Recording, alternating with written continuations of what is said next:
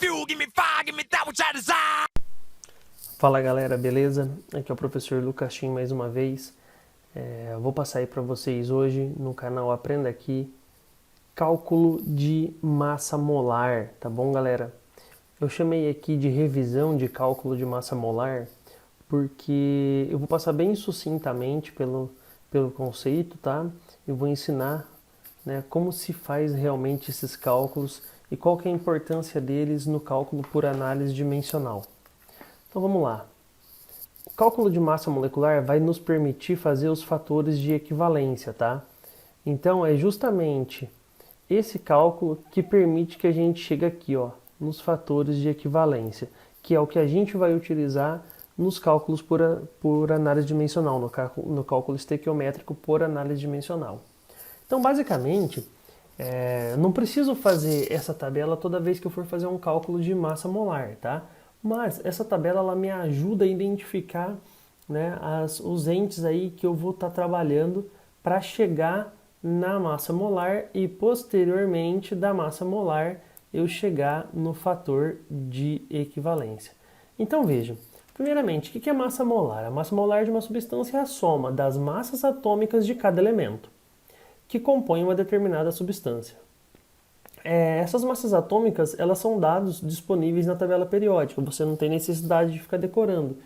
Mas, né, de tanto trabalhar com as unidades de medida, você vai se familiarizar que o carbono é 12, o oxigênio é 16, hidrogênio é 1, alguns você vai até decorar. Mas o importante é ler a tabela periódica corretamente e identificar as massas atômicas. As massas atômicas, né, de cada elemento vão estar em gramas, ok?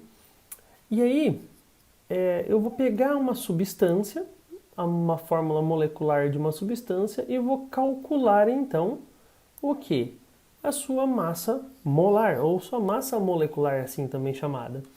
Então eu trouxe aqui alguns exemplos de substância: água, gás carbônico, amônia e sulfato de sódio, né?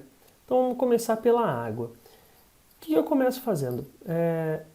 Eu sempre uso um esqueminha de chave para ficar mais fácil, e aí eu deixo separado assim, né, por colunas, cada um dos itens envolvidos para eu chegar na massa molecular. Então vejam, eu começo olhando para a substância da seguinte maneira: eu tenho H2O, que é a água. Que elementos eu tenho aqui? Eu tenho hidrogênio e tenho oxigênio. E aí eu vou colocar aqui hidrogênio e oxigênio. Quantos elementos de hidrogênio eu tenho? 2. Quantos elementos de oxigênio eu tenho? Quando não tem nada embaixo é 1. Então eu tenho 2 hidrogênios e 1 oxigênio. Qual que é a massa atômica de cada hidrogênio na tabela periódica? Qual que é a massa atômica de cada oxigênio na tabela periódica? Eu multiplico o número de elementos pela sua massa atômica e posteriormente eu somo para chegar na massa molar. Então veja como fica isso. Elementos, hidrogênio e oxigênio. Número de elementos, tenho 2 hidrogênios e 1 oxigênio. Quando não tem nada embaixo é 1.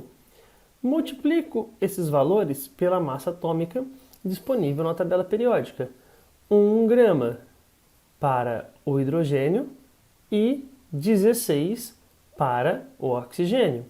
Isso aqui vai me dar 2 mais 16, um total de 18 gramas por mol, ou seja, aqui eu já identifico uma grandeza composta.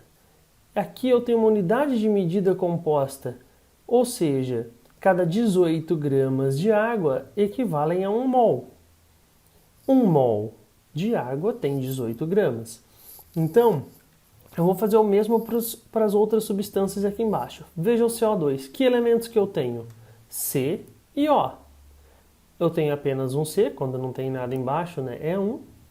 E eu tenho 2 Os, que estão aqui.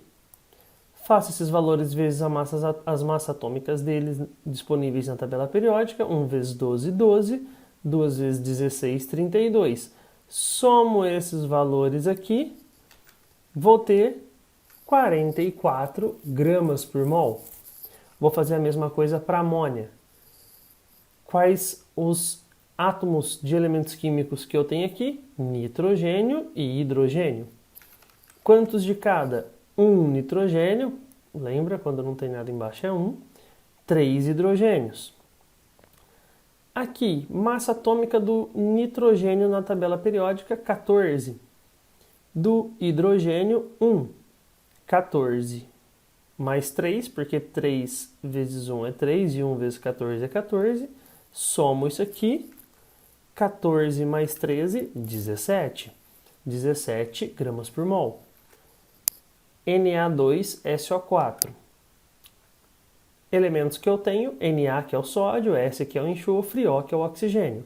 Quantos de cada eu tenho? Eu tenho 2 Na, 1 S, que não está sendo mostrado, mas quando não tem nada embaixo é 1, e 4O, 1 S e 4O.